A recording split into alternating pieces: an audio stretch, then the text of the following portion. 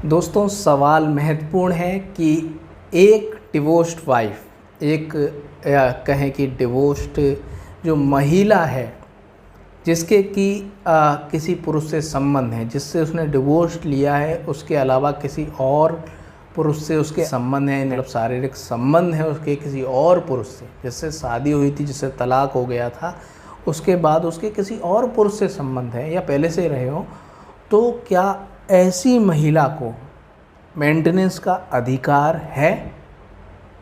बहुत ही interesting question है दोस्तों। मैं भी पढ़ रहा था जजमेंट्स, तो इसका उत्तर मुझे मिला। बहुत ही इंटरेस्टिंग विषय है तो दोस्तों आज हम इसी महत्वपूर्ण लीगल क्वेश्चन को डिस्कस करेंगे। ये तो दोस्तों मैंने आपको साधारण भाषा में, जनरल भाषा में ये सवाल समझा दिया, लेकिन लीगल सेंटेंस में सवाल को पूछा जाए तो क्वेश्चन ये है कि जो सीआरपीसी के सेक्शन 125 सब सेक्शन 4 के अंतर्गत जो 3 ग्राउंड्स बताए गए हैं जो एक वाइफ पर लागू होते हैं, यदि वाइफ इन तीनों में बताए गए ग्राउंड्स में से किसी भी ग्राउंड्स वाला कृत्य करती है तो वो मेंटेनेंस का उसे अधिकार नहीं होता है। 3 ग्राउंड्स बताए गए कि महिला के किसी पर पुरुष से अवैध संबंध है, मतलब कि इन लिविंग इन एडल्ट्री, और दूसरा है कि वो बिना किसी कारण के, विदाउट एनी सफिशिएंट रीज़न, वो अपने पति से अलग रह रही है, और तीसरा ग्राउंड है कि by mutual consents both are living separately, दोनों अलग रह रहे हैं पति पत्नी आपसी सहमति से। तो ऐसी स्थिति होती तो एक पत्नी को मेंटेनेंस का अधिकार नहीं होता है। तो ये सेक्शन 125 सब सेक्शन 4 में बताया गया है। लेकिन हम बात कर रहे हैं एक डिवोर्स्ड वाइफ की। डिवोर्स्ड वाइफ क्यों कह रहा हूँ? क्योंकि मेंटेनेंस का अधिकार एक डिवोर्स्ड महिला को भी होता है और इसी पर्पज़ से उसे वाइफ मान लिया गया है।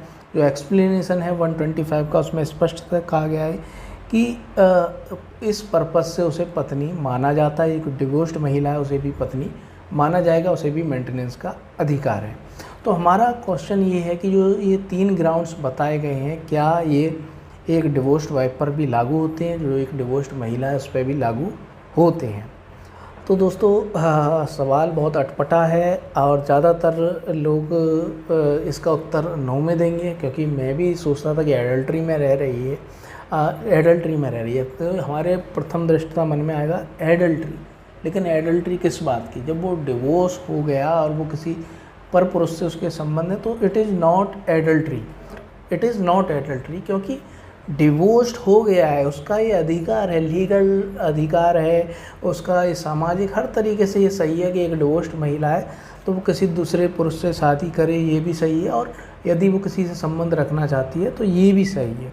तो दोस्तों यदि उसके किसी परपुरुष से शारीरिक संबंध है तो इट इज़ नॉट एडल्ट्री, ये गलत अवैध संबंध नहीं है आफ्टर डिवोर्स। ये इसे अवैध संबंध लीगली तौर पर नहीं कहा जाता है और सामाजिक तौर पे भी ये इलीगल नहीं कहा जा सकता है।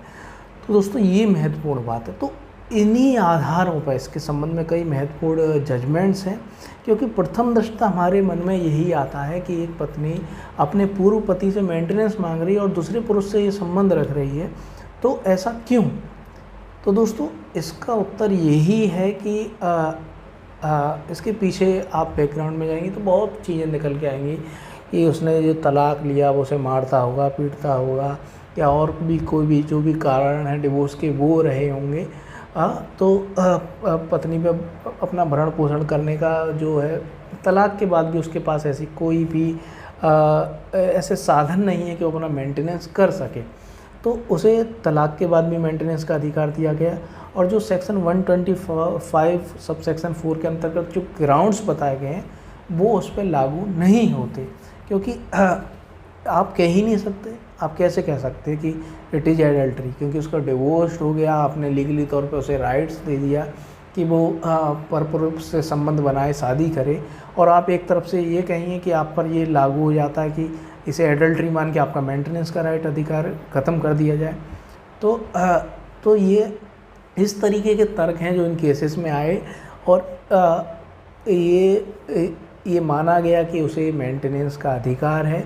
और यहाँ तक कि महत्वपूर्ण बात ये है कि यदि म्यूचुअल कंसेंट से भी, दोनों आपसी सहमति से जो डिवोर्स लेते हैं, सेक्शन 13B के अंतर्गत 6 महीने में जो डिवोर्स हो जाता है, यदि उसमें भी यदि उसने ये कंडीशन नहीं लिखी गई, उसकी प्लेंट में एफिडेविट में ये कंडीशन नहीं लिखी गई है कि मैंने धनराशि एक मुश्त धनराशि प्राप्त कर ली है, एलिमनी प्राप्त कर ली है, जिससे मैं अपने पूरे जीवन का भरण पोषण कर सकती हूँ और आगे मैं कभी भी भरण पोषण की मांग नहीं करूँगी, मुझे आगे कभी ज़रूरत नहीं होगी भरण पोषण की, क्योंकि मैंने एक ही बार में भरण पोषण अपना पूरा एक मुश्त भरण पोषण ले लिया।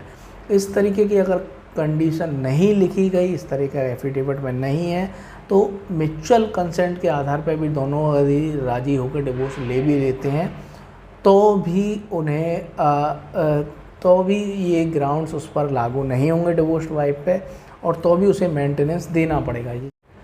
तो दोस्तों इस लीगल क्वेश्चन के संबंध में कुछ महत्वपूर्ण केसेस हैं हाई कोर्ट सुप्रीम कोर्ट के, वो हम देख लेते हैं दोस्तों।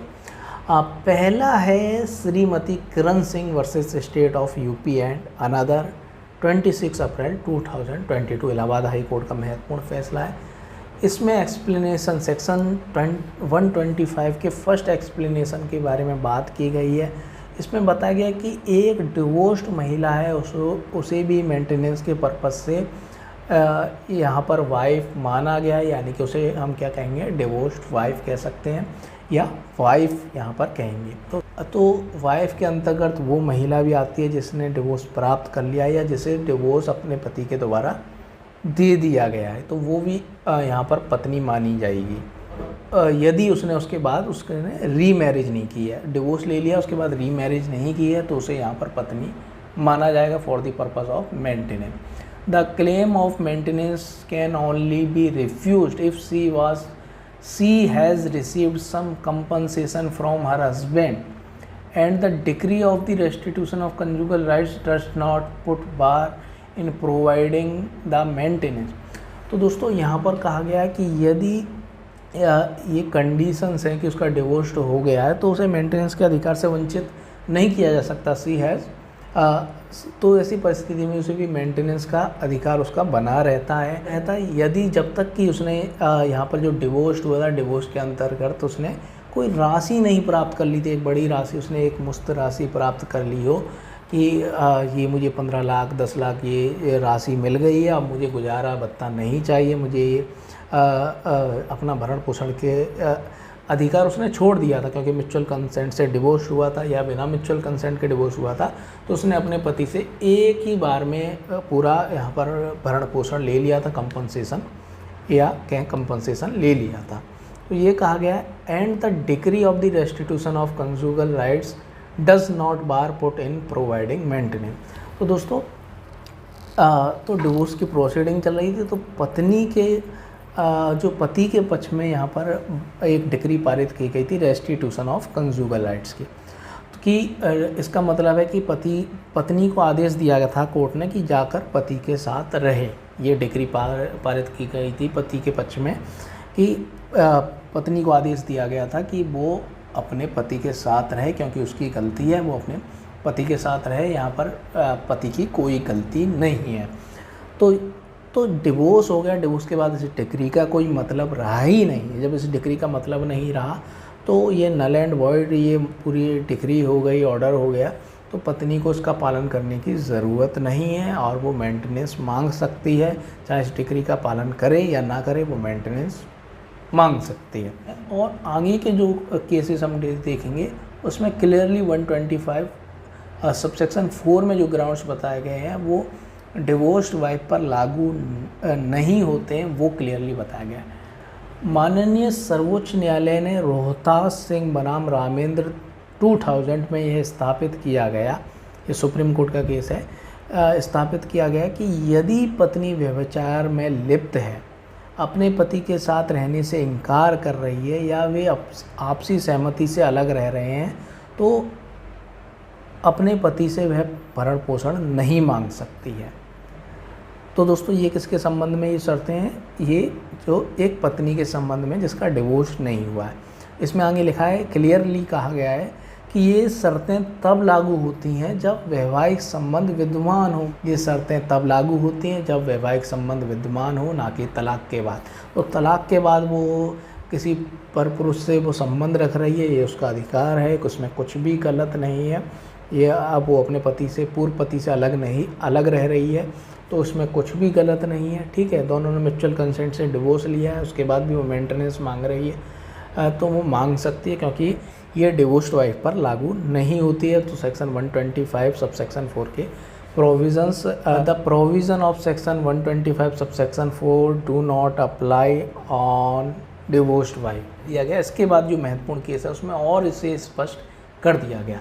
ये केस है कि कोंगनी बालन बनाम एम विसलाक्षी 1986 केरल में यह निर्णय दिया गया कि आपसी सहमति से तलाक प्राप्त करने वाली पत्नी को धारा 125 4 दंड प्रक्रिया संहिता के आधार पर भरण पोषण से वंचित नहीं किया जा सकता। तो ये जो आधार 125(4) के अंतर्गत बताया गया, उसके आधार पर एक तलाकशुदा महिला को मेंटेनेंस के अधिकार से वंचित नहीं किया जा सकता। क्लियर कट यहाँ पर कह दिया गया। इसी प्रकार का विचार कृष्ण कुमार बनाम किरण 1991 मध्य प्रदेश में दिया गया, जिसमें ये कहा गया कि आपसी सहमति से अलग रहना उन मामलों को कवर नहीं करता जहां लोग तलाक के कारण अलग रह रहे हैं।